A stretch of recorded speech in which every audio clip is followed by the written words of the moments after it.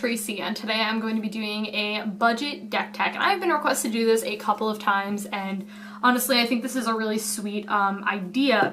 And basically when I was constructing this and like what my thought process was when I was building this deck, because this was definitely very different from when I was normally constructing my decks, basically my thought process was I want a lot of value. I wanted a really sweet toolbox deck with a bunch of different creatures that did a bunch of different things. I was not really looking for 4-ofs of anything. I don't think I have any 4-ofs in this deck. Yeah, I don't have a single 4-of. Well, lands, but that doesn't count. Because I wanted it to be like just major value. I wanted there to be a lot of really sweet creatures. And my immediate thing was I knew I wanted to do green. Originally I thought red because I wanted to do like lightning bolts and those are pretty cheap, and I was originally thinking of doing only 2 colors because 3 colors it gets with the mana base, and we'll talk about that in a bit, but I actually found myself going towards green-white in this build. But the basic concept of this deck is, again, it's just very aggressive. It runs a lot of creatures. It runs 31 creatures, so like half the deck is creatures. It runs decently little removal. You kind of care about what's on your board. But some of the creatures in the, are removal. They do act as removal, which is really sweet. This is definitely like a me kind of deck. Like if I played aggro in Modern, I would totally play, I don't want to say this type of deck, but I think this is really sweet. There's a bunch of really cool cards in here. A bunch of really sweet things. I really like it. And yeah, I just want to jump in and talk briefly about the mana base. One thing I will say is I personally think that fetches and shocklands are worth it, and if you are going to be building a budget deck tech, I personally think you really should invest in that. With that being said, I did not include fetches and shocklands in this build. However, like I said, I really think you should build them, but for the purpose of keeping this budget and for the purpose of really showcasing, instead of the lands, more of the other sweet creatures you can run, I decided not to include them. I wanted to keep this roughly around like 150. I got around with the sideboard, and what I say with the sideboard is, that my sideboard is going to look totally different than yours. Like, it should always look different. I just put cards in there to just be like, hey, these are cards you can run in your sideboard. So I'm at $170 right now, which is pretty reasonable, but knock off about 20 bucks for that. You're looking at like 150, which is really solid for a budget deck. Add in some fetches and some shocklands, that's a pretty, solid deck. And the other disclaimer I want to say for this deck before we get into it is this is a mock deck tech, and basically what that means is I am not building this deck. So people sometimes comment tweaks, I'm not going to build this deck, I'm not playing this deck. I make it for the purpose of making a video about it, so that's my disclaimer. I do wild, crazy things. It's how I live my life. If I were to do what everyone else is doing, that would be totally boring, so. Let's get into it, guys. I'm going to save the creatures for last because there's a ton of jank in there, and I'm not going to talk about the mana beast because it's pretty boring, but I've got like 23 lands. Actually, let me talk about a couple of cards from the mana base. I lied. The first card I want to talk about is Stirring Wildwood. This is a really solid man land. It's also like $1, so you kind of can't beat it. It's really sweet. For 3 mana, it becomes a 3/4 dude with reach, which I really love. This deck doesn't have that much evasion, doesn't really have that much way to run flyers, but it does have a couple, and this is one of the cards. It's also a really solid man land. 3 mana for a 3/4 with reach is pretty solid, so I think that's a really nice body, and that's kind of the theme of this deck, is just nice bodies. So Stirring Wildwood is definitely really sweet, and I like this card a lot. And the other card I want to talk about that I totally threw in there, and I know we're not running black in this deck, but I threw a Westville Abbey in here because I thought to myself, it's a little bit more expensive, it's a $4 card, but this card is really good. Like, it adds colorless to your pool, and then you pay 1 life, you put the dudes, whatever, and then you sack 5 creatures. But like, guys, you don't have to sack the tokens that you make, but this is really great if you like desperately need creatures and you just pump out some dudes. But then you sack 5 creatures, and like I said, so much of this deck has creatures in it, so you sack 5 dudes, and then you sack Westville Abbey, and then it becomes the really big black demon, and this card's really sweet. And if my tapped out load, I could tell you what it does. Back. This guy, the Profane Prince, he's flying, lifelink, indestructible, haste, 9/7. Like, I just thought this card would be super fun as a one-up. Like, you totally don't have to include it, but I just thought I'd talk about it because I think this card is really sweet. And like, I feel like I don't see anyone running it. I just think it's a really awesome card, and I was like, if I'm gonna run it in something, I'm gonna run it in like a deck where I'm running a ton of creatures, which is this deck, so I was like, I really need to talk about this card at some point, and yeah, the card's really sweet. Okay, moving on to instants. Now, these are a little bit more expensive cards. Well, I mean, Beast Within. I'm running 2 of these because it's really sweet. You give them a 3/3, you don't care. You destroy anything. Now this is really sweet because it destroys a creature, it destroys planeswalker, it destroys artifact, enchantment, land. It does say destroy target permanent, so like if they're doing dumb things with lands, you can just like destroy their land, like their Valakut or something like that. Beast Within is a fantastic card. Again, you do not care about giving them a 3/3. That is like a minimal sacrifice for destroying any permanent for 3 mana instant speed. Card's great. And the other card that is removal are some Path to Exiles. I'm doing 3 in here. I could probably have made a 4th in there somewhere and cut a creature or something like that, but yeah, it's Path to Exile. You just want to be running this card. Again, one of the more expensive cards, but totally worth it. If there's anything you're going to splurge on in a deck, it's like staple removal cards like Path and like Fetches and Chalks. Okay, and now we get to the juice, I would say, and I'm not talking about the creatures, not just yet. I have Elsbeth, Sun's Champion. I toyed with what Planeswalker I wanted to throw in this deck as a one of. I was like, what do I want to run? I thought about a Johnny, I thought about Gideon, and those are viable options, but I always go back to Elsbeth, Sun's Champion, because if you don't know anything about me, you know that I love this card. First off, 6 mana, starts off as foil Outsea. You bump her up to 1, she makes 3 dudes. Like, hello. Yes, she's the goddess of protecting herself. Like, that's incredible. And then you destroy all creatures with power 4 or greater. This is really good in certain matchups where they're running really big dudes, but even if they're not, like, guys, just keep upticking her. Come on. And then you can give your team just, like, casually +2/+2 and a flying, get that emblem. Like, come on. Once you get her emblem off, there's probably game over. You probably just win. And you're running so many creatures in this deck, so, like, you want to be protecting Elsbeth as much as you possibly can.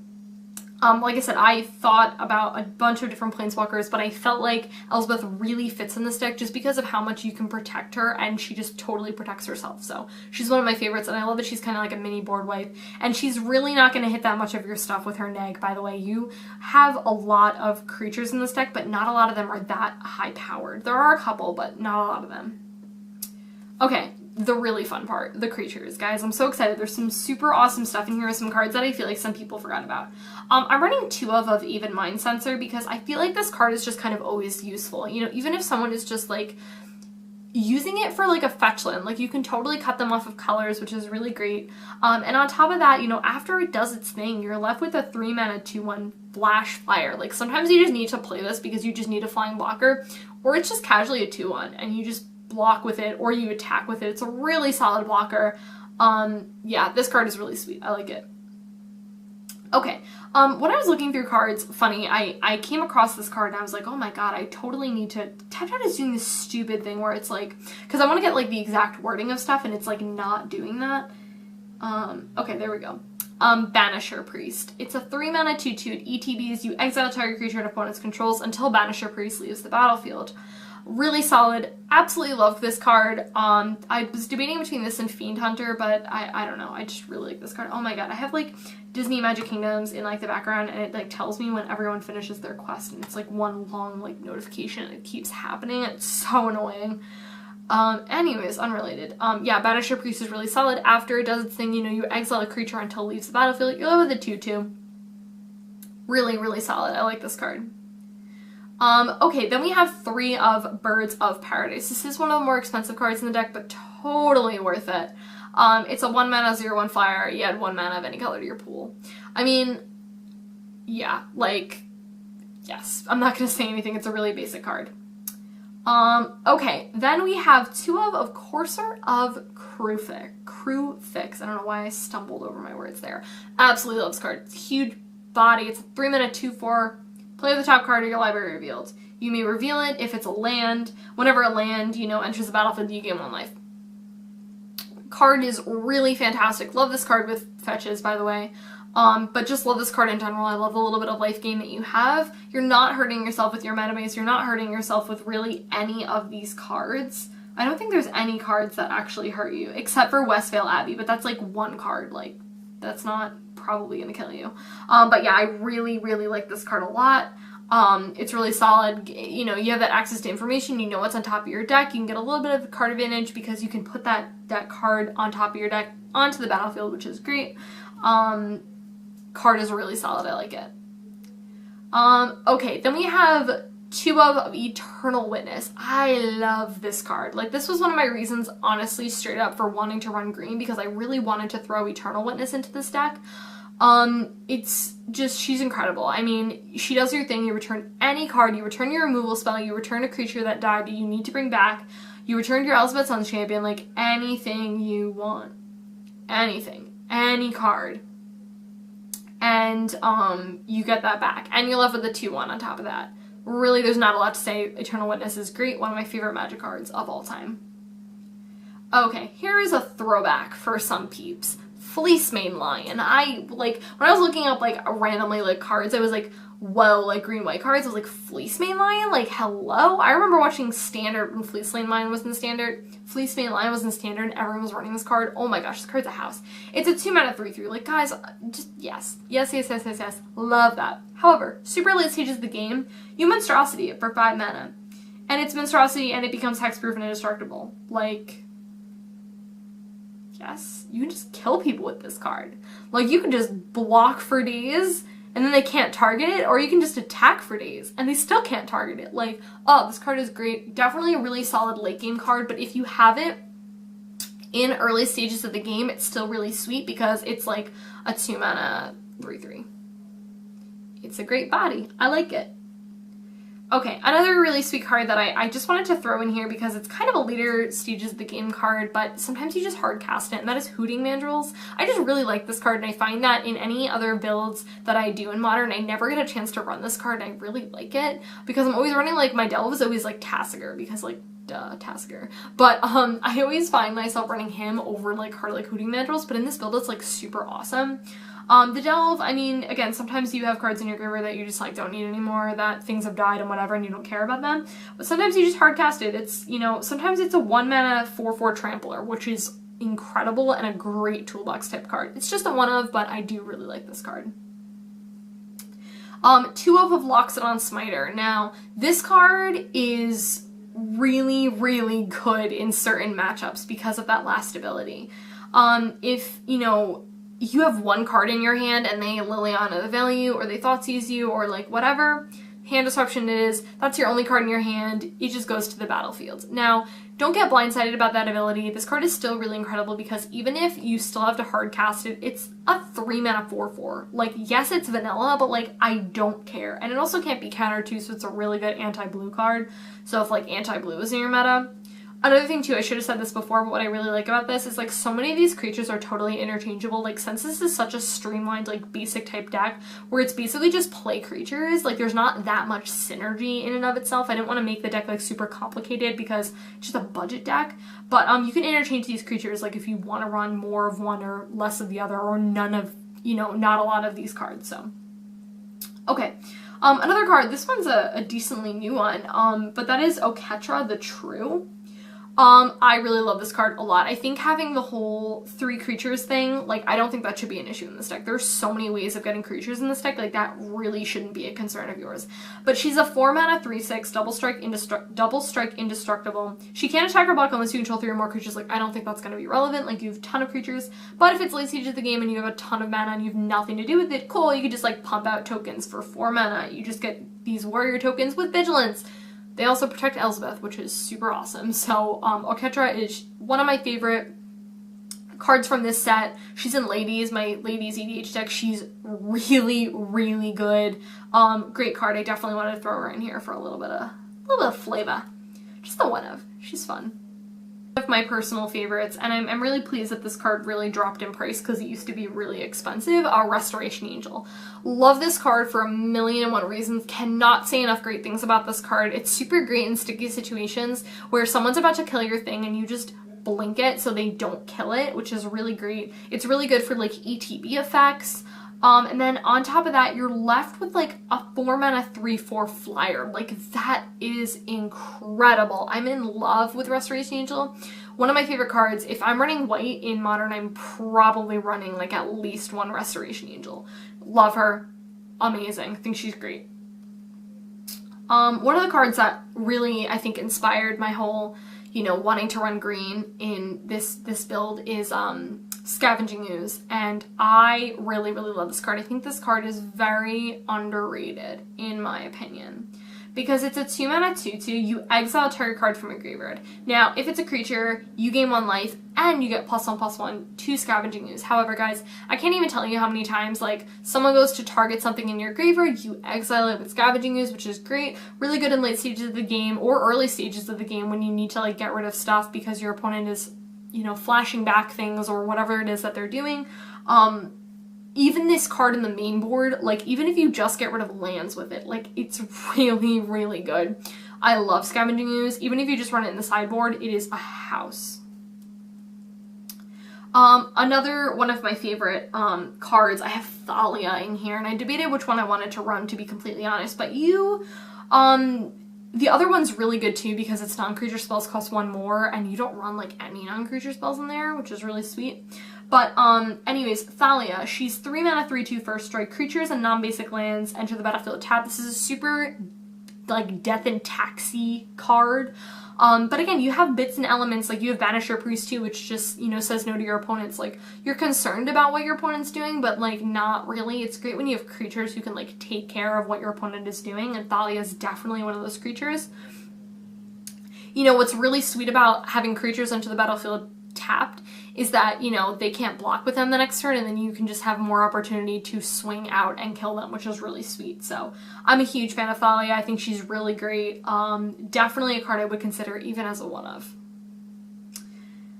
Alright, another creature that I was like, this has to go in this list. This is one of the first cards I added to this deck, and that is Tusk, Thragdaddy, Swagtusk, however you want to say his name. He's an awesome, awesome dude. P.S. works amazingly with Restoration Angel, just saying. It's a really, really sweet synergy. Okay, 5 mana, 5/3, ETBs, gain 5 life. There's so much life gain in this deck, I didn't even realize, like, how much. What? Okay, it leaves the battlefield, you get a 3/3. Guys, it can be exiled. It doesn't matter, you still get a damn 3/3, which is awesome. Like, yes, hello. Love that. I love that it says leaves the battlefield. I love that it doesn't say die, so you can just keep blinking this with Restoration Angel, which is so good. Love it. Love Tusk, huge body, great card. Tireless Tracker. I felt like I had to kind of throw this card in there. I felt like this deck lacks a little bit on card draw, and I definitely wanted to run 2 of this card because I think it is really, really sweet. So basically, whenever a land ETBs, you investigate. You get the clue artifact, and then you can sack it for 2. When you sack a clue, you put a +1/+1 counter on him. Now, I'm not running many other clues in this deck. I'm not running anything else that has clues, but the main point here is you play this early on in stages of the game, you put lands on the battlefield, and then you get clues and you sack them to draw cards. And I felt like this deck doesn't have, like, really any card draw, and I think it could use a little. Tireless Tracker is also a really solid body. And once you do sack those tokens, Tireless Tracker gets bigger. It's a great toolbox card. Love this card. I felt like this deck couldn't really be complete if I didn't talk about Wall of Roots. This card is really, really incredible. You don't have that big of a curve, but you want to play stuff really early on in stage of the game. Like, you can definitely go, like, mid-range with this type of deck. Like, there are definitely some kind of mid-range cards, but, you know, if you can get your stuff out early on, you know, and do points of damage to your opponent early on, hey, go for it. It's a 2 mana 0/5 defender. You put a 0/-0/-1 counter on it, and then you add a green to your pool. Definitely a really, really incredible card. You can only activate it once each turn because then it would just be, like, totally busted. But yeah, this card is really sweet. I like it a lot. And the last card, I think we're ending on a pretty solid note. Again, this card used to be really expensive and now it's not, which is awesome, and that is Woodleaf Leash. And I love that this card is either green or white, which I think is really sweet, so like you have a little bit of room there. It's a 4 mana 4/4. Other green creatures you control get +1/+1. Other white creatures you control get +1/+1. And if they're dual, they get both, which is really sweet, like Fleece Mainline. Side note. I don't think there are any other. Oh, and Loxodon Spider too. Whoa, that makes Loxodon Spider a 6/6, guys. That's like really freaking good. Holy damn. I love that. And then if a spell or ability causes you to discard it, you put it on the battlefield instead of your graveyard. Again, is probably not going to be relevant during certain matchups, but this card is really sweet. It gives a buff to your entire team, which is great. I love this card for like those dual and those cards like Fleece mainline, because then they have both green and white, so they get an additional buff, which is super awesome. But if not, your entire team just gets bigger, which is super cool. So this card is really incredible. That is it, guys. That is it for this deck tech. This was really fun. It was definitely hard. It definitely challenged me, and it wasn't even honestly so much of the budget. Like, there were cards that I was super bummed that I couldn't talk about, but mainly, like I said, I was struggling with the color combination at first. I was like, I want to do red, but then I was like, I couldn't find enough red cards because I didn't want to go 3 color, and I was really struggling. But that is everything in this video. I'm done. I'm gonna go take a nap. But I will talk to you guys in my next video.